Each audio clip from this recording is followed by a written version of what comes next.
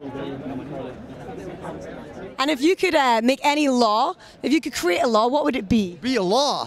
Create a law. If you could create a law or change a law, what would you make? Do away with the IRS. Get a flat tax. Okay. So that's what I'd do. I'd get away with the IRS and do a flat tax so we can get rid of them. Yeah. And what did you want to be when you were younger, when you were a child? Did you always want to do this? Oh, goodness, no. I grew up in kind of farming community in South Dakota, so it was my mother that even said that I was going to college because no one in my family had ever been to college. So, but my dreams as a kid were athletic. I wanted to be a professional baseball player or a professional athlete, and then found out I, wasn't all that good an athlete compared to other people. But I went to college on an athletic scholarship, but there were a lot better athletes than me. So, my junior year, we won a big tournament, small college tournament, and played cards with some doctors that came along on the trip, and one of them told me that I should be a physician, and I said, I can't stand the sight of blood. But I went down and watched him do surgery. I got hooked and went to medical school, and now I'm practicing cardiologist and secondarily, and I guess now an actor. So it's been fun. It's been an absolute glorious, really learning process for me. I love it. You've done everything. Do you prefer playing a goodie or a baddie? Play a goodie or a baddie? I play a pretty baddie in this movie. Have you seen it? I've not seen it yet. Well, lots of people have called me creepy. Can you do an evil laugh? Well, I didn't have to laugh in this, so I don't know if I could do that because I'm not that good an actor, but I was very intense in all of my scenes at making sure people knew I was the president, I was the boss, and they better damn well do what I told them, and they were in big trouble. How did you get into character? Well, really, what happened is over the phone, Daniel, the director, and I practiced because I was very busy as a cardiologist. So time difference, I would get home, say, at 9 or 10 o'clock and call him in Albuquerque when it was 8 or 9. And we would go through the lines. He would be the other person in the line, and we'd practice. And I'd say, what kind of accent do you want me to do? Let's practice that. And we did that about, 10 times. And since it wasn't all that big a part, that was enough. And then really when I got on, I went, as it started filming, my part didn't start till a Monday, so I saw Friday and Saturday and Sunday, and saw a lot behind the camera. Became very,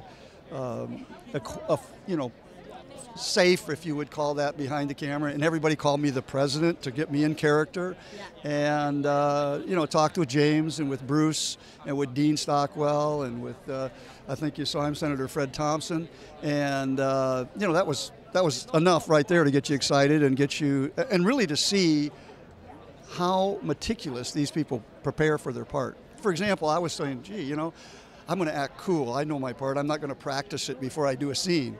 These people are walking up the halls, practicing their arm movements, practicing it just before they do a scene, and getting really in. If it's a scene where they got to be angry, they're getting in. So, that made me relax, so I practiced before the scenes.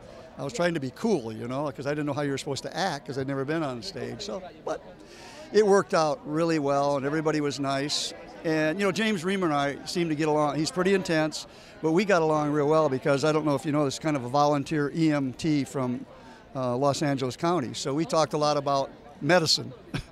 Me being a cardiologist and dealing with cardiac arrests and stuff like that. In between shots, you're just comparing medical notes. Yeah, so we had a lot of fun. We still correspond very frequently and through text, and I'm trying to get him to Oklahoma to come to one of my ranches and ride horses and herd some cattle and ride some cutting horses and have fun.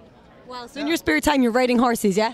Well, lots of things. I fly a lot. I have an airplane, and I started out with 300 things on a bucket list. I didn't call it that when I was 20. I've done 2,137 things, and I have 1,013 left to do. Okay, what's your main thing? If you could do one thing on your bucket list, what would it be? Well, the one thing that I have left on my bucket list, I like two things really. Ride in Air Force One, okay, and go to Camp David with the president. I've got my picture with every president since JFK. Wow. When I was 8 years old, I got one with Kennedy. And who's your favorite president? Ronald Reagan. Why? He was so nice, so gracious. He's an actor, man. He could make you feel comfortable in any situation. So you're going to get a selfie with Obama? Is that going to happen? Well, I've already got a picture with him, not a selfie. Okay. He came to Oklahoma City when he was running against Hillary in the primary in 2008. So I've already met him and got my picture with him. So that completed all of the presidents so far. That's been fun. And I've been to every Hall of Fame of every sporting event. I've been to every state in the United States and every capital, every province in Canada, every capital city in every province, every country in Central America and South America. And this summer I'm going to go to Africa for the first time because I've been in Eastern and Western Europe and Indonesia and all those places. I haven't been to India yet. That'll be on my list. My goal is to go to every country in the world. I don't know if I'll ever make that.